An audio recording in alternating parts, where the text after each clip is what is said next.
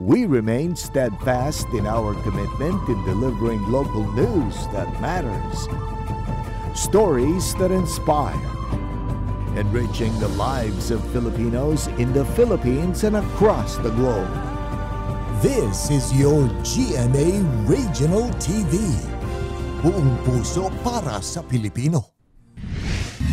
Muro kan sarong babae haros maputol kan makagat nin ido. Rider na nagdudulag sa checkpoint nakabangga nin pulis. Asin, deep Argo float na nakuha sa Karamuran, Catanduanes, kumpirmadong research instrument kan China, sigun sa PNP Maritime Unit. Ini ang GMA Regional TV Balitang Bicolandia.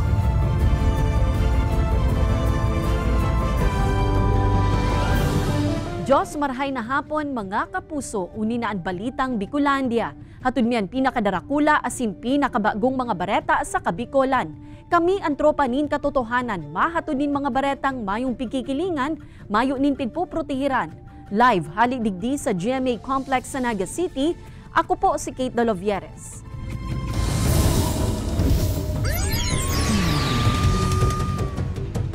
Rider lugadan makalihis na puminairarom sa truck sa Libmanan, Camarines Sur. Mantang sa Ligao City, sarong pampasayarong bus, aksidenteng nakabangga sa sarong harong. Uya ang report ni Rosie Nieva. Lugadan ang sarong rider makalihis maaksidente sa National Highway na sakop kan Barangay Bigueto Viejo, Libmanan, Camarines Sur, Kasubanggi. Sa pag-iimbestiga kan mga otoridad, nawaran in kontrol ang rider makalihis makaagi sa lubak na parte kan Tinampo. Makalihis matumba, puminairarom pa sa sarong truck ang rider na pasiring kuta na sa Metro Manila. Sa ngunya nagpaparahay pa sa ospital ang nasambitan ng rider. Sa siyudad nin Ligao, aksidenteng nakabangga ang pampasaherong bus sa harong na ini sa Barangay Dunao. Sa kusog kan impact, 5 pasahero ang nagsapo nin lugad kabali na ang 7 bulan na umboy. Nagsapo nin danyos ang bus mantang nagabaman ang lanob kan harong. Napag-araman nagikan sa Tabaco City asin pasiring kuta na sa Metro Manila ang bus kan pinurubarang likayan kan driver ang pigsusundan ka ining kotse na biglang nagpundo sa tahaw kan Tinampo. Pagawak niya ng preno, lumulas na po yung preno. Kaya wala siyang notice talaga siya na kasi kung doon niya ibabangga sa kotse, baka mapahamak pa yung kotse or mamatay o gano'n. Nawaran manin supply ng kuryente sa lugar, makalihis madamay ang transformer, mantang naraot man ang tubo kan water district sa lugar. Sa ngayon po sir, nag-uusap naman po sir yung may-ari ng opisina, pati yung mga may-ari ng tubo na nasira. At kung hindi po sila magkasundo, posibleng makasuhan siya sir ng reckless imprudence resulting in damage to property sir.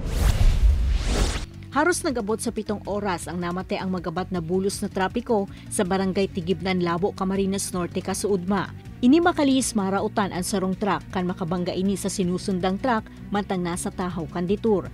Padipisilan man ang paghali ka na sambitan ng mga lunadan kaya inabot na nin banggi antes nakabalik sa normal ang bulos kan trapiko. Mayo man inakulugan sa aksidente. Ini si Rosie Nieva, Balitang Bicolandia. Pasintabi po mga kapuso, 88 anyos na babae sa Magaraw, Camarines Sur, haros maputulan nin muro makalihis makagat nin galang ido. Ido na nakakagat sa biktima, pinukpok nilamos hasta sa magadan subuot kan pirang residente huli sa perwisyong dara kaini. Ani ba pang detalye, aramunta sa pagtutok live ni Chris Novelo. Chris?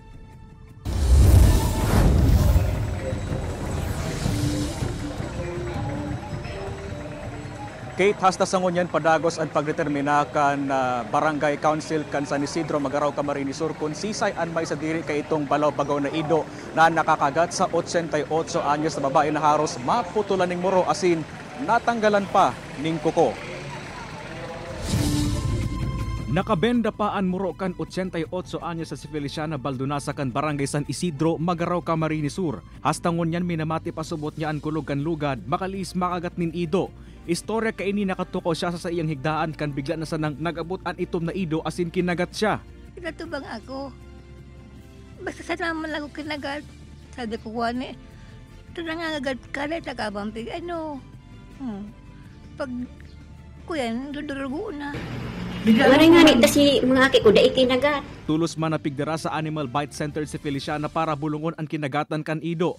Haros maputol an muro kay ni asin tanggal man an sa iyang kuko. Tinudo ka naman inining bakuna kontra rabies. Huli sa takot kan mga residente pirang kalalakihan ang nagralamag digdi. Asin ginatan ang nasambitan ng Ido. Si po, tigrapado po tong Ido 5 beses po. Sige po siyang laban para pinapukpok na po siya. Pagkatapos po, sinako na po siya. Matapos pukpukon ang Ido, dinarapasubot ini sa salog asin nilamos. Susog kay Kagawad Danilo Gonzales, posibleng gikan sa ibang lugar ang galang Ido na nakakagat sa biktima. Accounted subot ang mga Ido sa indang barangay. Iimbitaran man sa barangay ang mga personang guminadan sa Ido para pagpaliwanagon. Mabaho talaga, tas si Gabos na nalibot ko may mga itom na Ido at may record man ang barangay. Yaraon talaga kang panahon na ito. Tanganing, maimbitaran tayo makapaliwanag. Kate Daina nasa irarom sa eksaminasyon kung positibo sa rabies itong ginadan na Ido. Ngunyan Kate, may tigmamonitor ang mga otoridad na sarong Ido sa lugar na dinulak subuot kay ni na subject ngunyan sa rabies testing kan Department of Agriculture. Kate? Jos Mabalos, Chris. Sa liwat na pagkondusir nin one-time big-time operations kan Naga City Police Office, PSO asin LTO Naga kasubanggi. Sarong personahe kan PNP Traffic Management Unit ang naimbwelto sa aksidente. Ini nangyari kan ansaro sa mga pinaran na motorista. Magpurbar subuot na magdulag sa checkpoint. Dumana aksidenteng nabangga sa likod ang pulis asin nairido. Tuminumba man sa tinampo ang 39 anyos na rider asin backride kay ni na parehong nagsapo ni minor injuries sa lawas. Sa presente, nagkaigwana subuot nin probationary settlement ang mga imbweltong lado.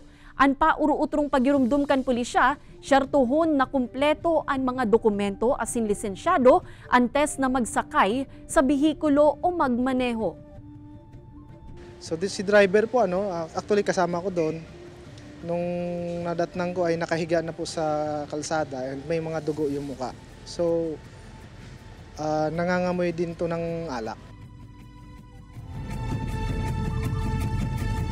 Katakod kan big-time oil price high kan Martes, pigihiling naliwat na namang maglangkaw ang presyo kan mga produktong petrolyo sa masunod na semana. Sa datos kan Oil Industry Management Bureau kan Department of Energy, basado sa 4-day trading, posibleng maglangkaw nin 50 centavos hasta 80 centavos per liter ang gasolina. Nasa 30 centavos hasta 60 centavos per liter naman sa diesel, mantang pwedeng maglangkaw nin 20 centavos hasta 40 centavos per liter sa kerosene. Pwede pa ining mabago base sa pagsasara kan trading ngunya na Biyernes. Sigun sa DOE, kabale sa mga rason kan paghiro kan presyo ang paglala kan tensyon sa Ukraine asin Russia, paglangkaw kan demand sa produktong petrolyo asin iba pa. BIR pig-extendir ang paggamit nin official receipts o resibo. Deadline sa pagsumitir kan taxpayers nin inventory kan mga resibo inextendir man kan ahensya sa Hulyo. Ang obheto kay ni aramon ta sa report ni Chris Novelo. Day pa sana nahahaloy kan sales invoice na ang gamit kan tindahan ng LPG na ini sa Camarines Sur. Ini na ang gamit nindang makalis maubos na ang gamit nindang resibo. Alagad may mga customer pasubuot na kung minsan nariribong asin nagahagad pa ng resibo. Igwang talaga nagsasabi pag nag-aagad ng official receipt. Di ako man din, ma-concern din ako sa office. Mama ng official receipt, iyon na daan po. Susog sa Bureau of Internal Revenue o BIR, may mga establishmento pang mga nagagamit ng official receipt. Pigtutugod pa man nini kanahen sa alagad hasta sa katapusan na sanakan taon. Pig-extender kaya kanahen ang paggamit ng official receipt o resibo tinuli sa kahagadan kan mga taxpayers. So, yung mga issues and concerns na yon lead to the extension ng pag-submit ng inventory ng mga official receipts na kailangan i-submit under Annex D para meron ng record ng yung office for the inventory ng mga unused OR, official receipts. Buot sa bihon, ipapaubos na sana sa mga establishmento na gagamit ng resibo ang mga pina-inventory kan mga ini. Inextender man kan ahensya ang pagsumitir ng inventory report kan mga official receipts hasta sa Hulyo 31. Objeto kay ininawagin marhay ang transition kan paggamit in sales invoice karibay kan official receipts sa ilaram kan RA 11976 o Ease of Paying Taxes Law. Kay Baran si Jovel Obiso, Chris Novello, Balitang Bicolandia. Ini ang GMA Regional TV Balitang Bicolandia. Ini ang GMA Regional TV Balitang Bicolandia.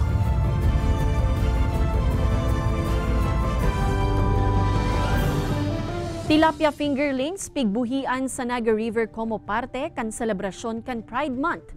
Pride March isinagibo man kan LGBTQIA+ community sa Naga City kasabay kan pagbalangibog kan sa indang pigkakampanya na patas na tratamiento sa gabus na kasarian.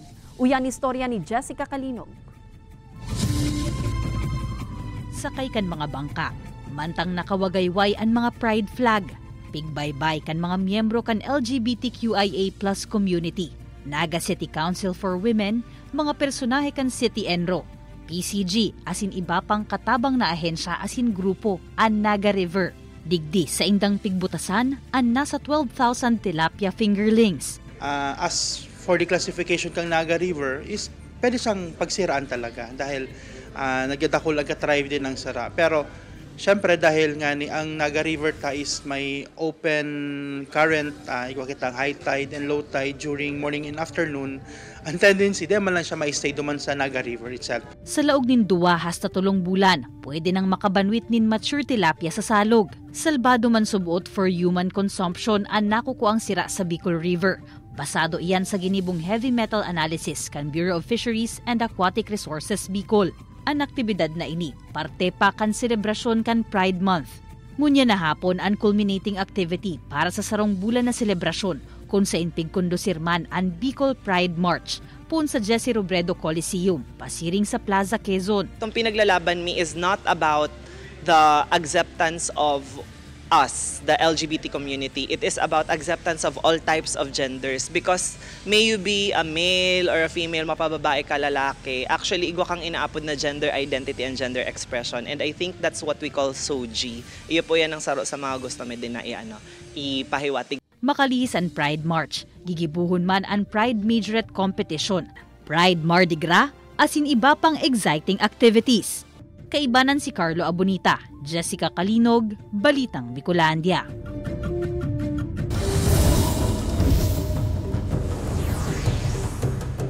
Ang bulan nin Hunyo ang pigmemerar como Pride Month sa Kinaban kung saan pigseselebrar ang derechos asin ang kontribusyon kan mga miyembro kan LGBTQIA+ community sa sosyedad.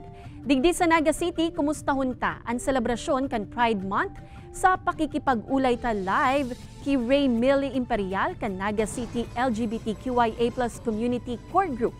Diyos marhay na hapon po, Ma'am Millie.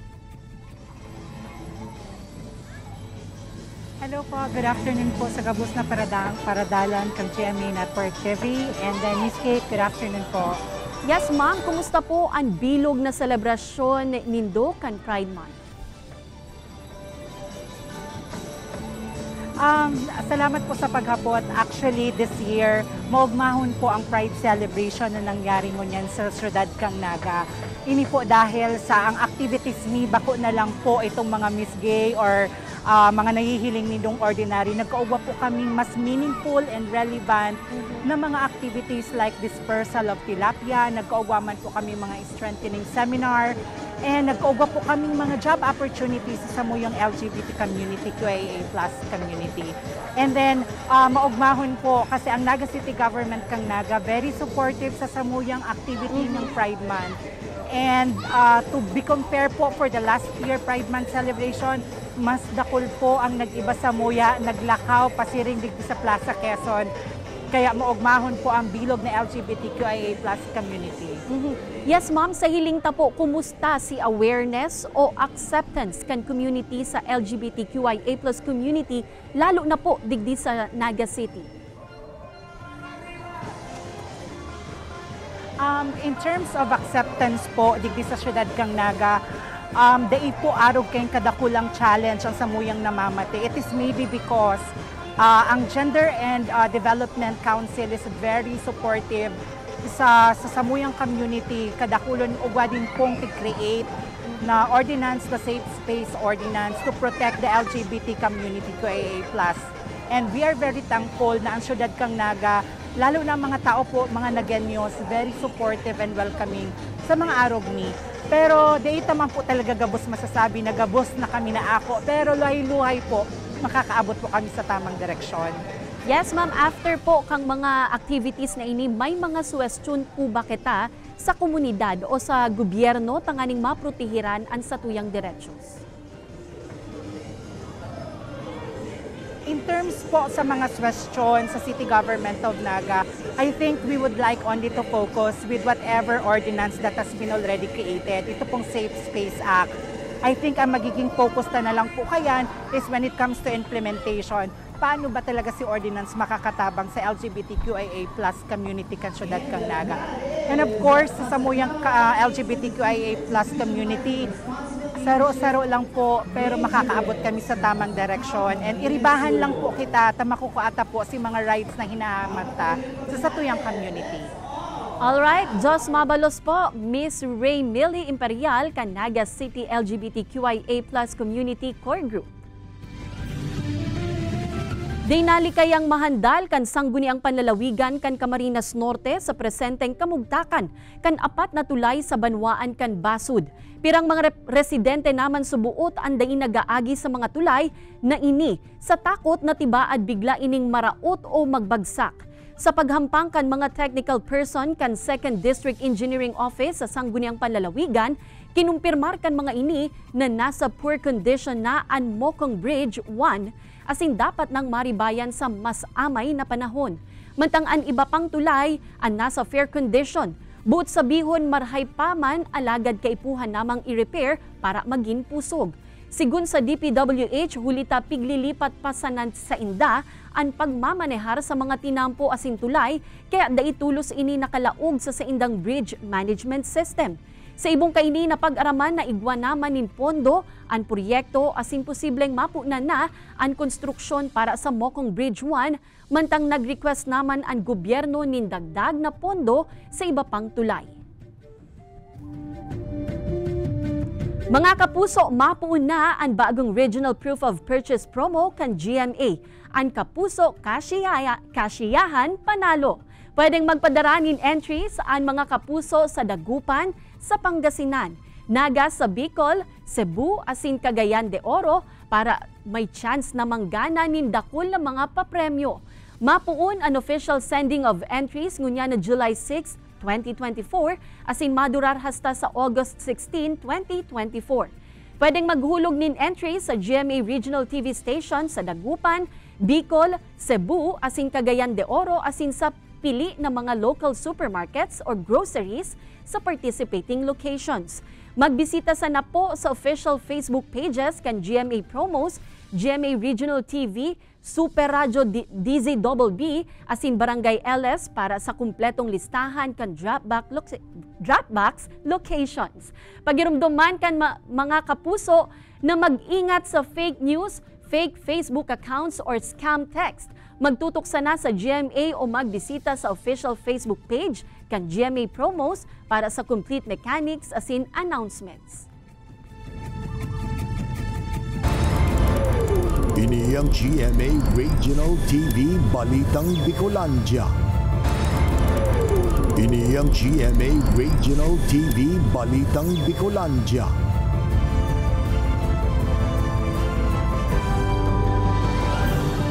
Katanduanes Vice Governor Peter Cua, inapud na politika asin fake information ang naglalakop na mga impormasyon sa social media na Chinese penetrated na ang probinsya. Tutukan sa report ni Rosie Nieva. Makalihis maglakop sa social media ang mga mensahe dapit sa subuot kadaklan sa mga transaksyon, negosyo asin serbisyo sa islang probinsya kan Catanduanes ang pinanginginotanakan mga Chinese, dahil ini pinalagpas ni Vice Governor Peter Cua. Sigun sa opisyal, purely political and fake information ang naglalakop ng mga mensahe. Tinawan doon man kaini na legal ang sa indang mga negosyo sa isla na minana paninda sa indang mga lolo asin lola. Ang issue na ito ay purely political, kasi siguro malapit na po ang eleksyon. Sinabay sa issue na dahil Chinese po kami, pero kami po ay, kami ni Gob po ay dito pinanganak sa Catanduanes. Mientras tanto, nagsayuman ang maghampang sa kamera si Governor Joseph Cua. Alagad sigun sa kampo kan gobernador, nagpadara na sindanin surat sa DOJ asin PNP Anti-Cybercrime Group nganing imbestigaran ang malisyosong mensahe na naglalakop sa social media. Naglalao man ang mga opisyal na tulos ining maaksyonan kanasambitan ng mga opisina. Katakod kan isyong ini, ang pagirumdom kan vice-gobernador sa publiko. Huwag naman po kayong agad-agad maniniwala. I-verify mo natin. Kaya alam naman po natin sa Facebook, lalong-lalo na ay talagang marami dyan na mga fake information, fake news. Ini si Rosie Nieva, Balitang Bicolandia. Kinumpirmang ngunyan kan PNP Regional Maritime Unit 5 na sarong research instrument ang na-recover na deep agrofloat sa kadagatang sakop kan Karamoran, Catanduanes kan Mayo 6, 2024. Basado sa resulta kan investigasyon kan manlain-lain na ahensya, pagsasadiri ang nasambitan ng instrumento kan sarong laboratorio na nakabase sa China. Pigagamit subuot ini para sa pagkolekta nin impormasyon dapit sa temperatura, pressure asin biological components sa irarong kan dagat. Sa ngunyan, nakikipagkoordinar na ang otoridad sa iba pang ahensya para masusog kung si Isay ang nagbugtak kaini sa kadagatang sakop kan Pilipinas. Nagpagirumduman ang maritime unit sa publiko na enkasong makahiling nin mga unidentified floating objects sa kadagatan, tulos na ipaaram o i-turn over sa mga otoridad para sa maninigong disposisyon. Ito na po sir yung result ng investigations conducted by NISG, in coordination with our international counterpart. So sila po ang nagbigay ng findings na yung although meron po na mga serial number coming from the US, but dito po sa findings nila lumalabas po na ito pong floating devices na ito ay gamit at pag-aari po ng Laotian Laboratory in Tiangdao, China. Pirang guest kan sarong hotel sa kasentrohan kan Naga City dismayado makalihis na magimata na anas ng kupos ang mga ruweda kan sa indang nakaparadang lunadan. Tinutukan niya ni Jessica Calinog. Last day ngunyan kan 5 aldaw na live-in seminar kan mga school heads sa sarong hotel sa kasentrohan kan Naga City para sa implementasyon kan matatag curriculum. Alagad imbes na magpreparar para sa saindang last training day. Si Alex kan Bagongbong Elementary School sa Minalabak, maalas 8 na nin aga, nagbobomba pa kan 4 na ruweda kan sa iyang kotse. Nag-upload po sa kasi pa data, ang sabi na naplat ng auto niyang 4 na gulong. Tapos pag abot ko digdi, nailing ko sa auto ko, plat naman po, nagsabay pala. Tapos nailing me, ini yung 4 na auto, gabos naman ararog ka niyang ang sitwasyon. Nakapark sinda sa tungod na kan kataid na establishmento kan hotel. Maray na sanata daiman nilabot ang mga ruweda, kaya naaagi pa sa bomba. May electric air compressor naman na pigpasublian manhamiento kan hotel kung sa insinda naka-check-in. Kung araw po kayan, pinapaabot na lang po. So sumasato yung mga amiga dyan na barangay, so sa city na talagang dapat igwa po ni naka-stay put na mga otoridad. Ang school head kan La Purisima National High School sa Pili na si Josephine. Pauli ko ta kasuod mang hapon kan mahiling man na ang 4 na ruweda kan sa iyang behikulo, flat na. Kung mabistuan kagibo ka ini, desidido subuot siyang magkaso. Kung sa inda man po ining parking space na ini, okay sa inda ini. Pero nagtugon po ako na kung po pwede, kung kaipuhan na talaga, pag-apod sa Regent Hotel, maman ba baka pong problema, basta nag-inform sinda. Pero ang gibo pong ini, kabarbaric pong gibo, sobrang barbaric, nakakaraot po sa image kang Naga. Padagos pang pigi-imbestigaran kan kapulisan ang insidente. Pag arog na po ka iyan na ugwa pong insidente, every hour maparonda po ako sa within the vicinity kang Dinaga. Kasi medyo bako na siyang maray dangogol. May mga insidenteng araw kaya. Saroan problema sa parking spaces sa mga pigahanapan panin solusyon kan Naga City LGU. Kasabay kan padagos na pagdakol kan mga nagbabiyaheng bihikulo digdi. Sa kunyan po, naghahanap sila ding mga private lot para magkaigo po ng parking pay. Tangarig po ang gabos na problema kang parking, matawan solusyon. Kaibanan si Carlo Abonita, Jessica Kalinog, Balitang Bicolandia. Nagkondusir nin province-wide simultaneous cleanup drive ang manlain-lain na ahensya kan gobyerno, NGO asin volunteer sa Camarines Norte. Ginibo ang kick-off kan aktibidad sa Banwaan kan Talisay. Ang nasambitan ng aktibidad parte kan lakdang kan provincial government tanganing labanan ang epekto kan climate change. Segregated man ang pangongolekta nin basura kung sa pigsasalang ang mga plastic waste sa shredding machine tanganing day matambak sa material recovery facility. Nagtambad man sa mga nagpartisipar sa aktibidad ang tambak nin mga basura sa gilid kan salog na pigtutubudang gikan sa mga kaharungan sa lugar. Nangapudan man ang lokal na gobyerno sa publiko na maging responsable sa pag-aapon nin mga basura. Naglangkaw nin 12 pesos per kilowatt hour ang singil sa kuryente ngunya na bulan nin Hunyo sa probinsya nin Albay. Huli kay ni daynali kayang mag-agrangay kan mga konsumidor kan Albay Electric Cooperative. Alagad, paliwanag kan Aleco, naglangkaw kaya ang generation rate na pigkukuaninda sa saindang energy supplier. Apwera kaini, reklamo man kan mga tao ang pawara-warang supply kan kuryente na sigun sa kooperatiba resulta man ini kan overloading huli sa dakulang demand. Huli kay ni dakul man subuot ang mga naaapektarang mga gamit asin pasilidad kan kooperatiba. Nangapudan man ang Aleco sa publiko na magtipid sa paggamit nin kuryente, pigsyerto man kay ni na day sinda nagpupundo sa pag-irahay kan sa indang serbisyo. Sobra po kaming apektado po kaanta ang kayod mi po para lang sa pagkaon lang talaga po sa pamilya. Kung dagdag pa po yan sa billing mi po, nagtataas po talaga ngunya ng Aleco. Kan nakalihis na Mayo nagpuon sa paglangkaw, ngunya igo naman kita ng paglangkaw because sa mga naiiling ming dahilan aside from nag-increase ang generation rates kan sa moyang supplier, of course due to the high heat index.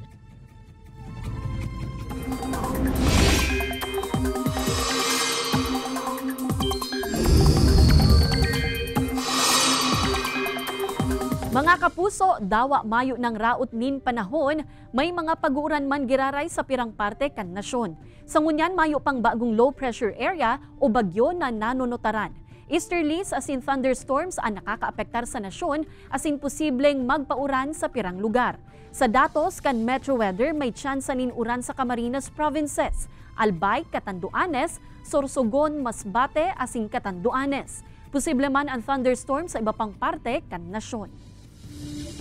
Mga atamang hayop kabalen na ang mga livestock, apektado man subuot kan pag-transition. Hali sa mainit na panahon, pasiring sa tiguran, asin pwedeng magkahelang. Ang mga dapat na tandaan kan mga may atamang hayop sa panahon na ini. Aramon tayan sa report ni Jessica Kalino. Labing init, sa kabiglang mauran, dangan liwat na mainit, tapos mauranan naman. Namalisahan ba nindo? Arog na kaiyan ang panahon tangon yan. Madaling magkaw sa ninsipon, abo asin trangkaso. Alagad bako sa nakitang mga tao ang apektado. Sigun sa Department of Agriculture Bicol, pwedeng magkasipon asin maglagas ang balukag kan mga manok. Ang mga livestock man, pwedeng magkadayariya. Sinasabi namin yung mga farmers na dapat yung mga livestock natin ay may silungan. Pag ganyan na tag-ulan na dapat meron silang sisilungan and yung pagpapabaguhin na yung oras nung pagpapasabsab, yung paglabas sa mga field, hindi advisable na magpakain ng damo, sariwang damo na early morning kasi basa pa yung mga damo. At saka yung mga bagong tubo na damo, hindi rin advisable na ipakain. Ang rekomendasyon kan ahensya, ngunya na tiguran, paalango na muna ang duot antes ipakakan sa mga livestock, asin obserbara na muna ang cut and carry. Pwede man yan. Kaya lang di kakayano. Di kakayano. Tagol pa man trabaho. Agka nang masakdo ka, mapainom, asikaso kang maisan. Kaya di man arabuton. Si Tatay Nestor, pigpapasabsab ang 10 pigaatama na baka pagmasaldang na. Mga alas 8, alas 9 aga, asin piglilikay sa mga bagong tubo na duot. Sigun ki Dr. Eileen Mirabeles, sa mga bagong tubo na duot, nagkakanap pagkaagaan mga ulod, asin posible na makasabay ini sa makakakankan mga hayop. Kung ito po ay lang makain po ng animals na yan, definitely po ay magmamature doon po sa loob ng kanilang katawan. Yan. And that's the time po na may infest po sila ng worm. Na pwede pong mag-cause yan later on ng kanilang diarrhea. Kaya tsagaan na mo na daan cut and carry. Ang mga companion animals man siring kan ido, prone sa parvo, distemper asin leptospirosis sa mga panahon na ini na pwede sanang maibitaran sa paagikan bakuna. Kaya importante na kumpleto sa bakuna ang mga atamang hayop. Kaibanan si Carlo Abonita, Jessica Kalinog, Balitang Bicolandia. Madadalan ang episode na ini asin iba pang pinakahuring lokal na bareta sa official website kan GMA Regional TV, www.gmaregionaltv.com. Pwede man kamong magbisita sa samuyang official YouTube channel, GMA Regional TV, asin i-click ang subscribe button para sa pinakamaiinit na bareta ahala sa man-ibaybang rehiyon. Mabalo sa mga kapusong Bicolanong nagantabay, maging sa mga kapuso nyato abroad. Ninhulita sa GMA Regional TV, Local News Matters. Asin yan ang pinakadakula asin mainit na bareta sa Kabikolan. Happy weekend mga kapuso! Ako si Kate Dalovieres. Kami ang GMA Regional TV Balitang Bicolandia, bilog na pwersa para sa mas dakulang misyon asin mas mahiwas na pagserbi sa nasyon.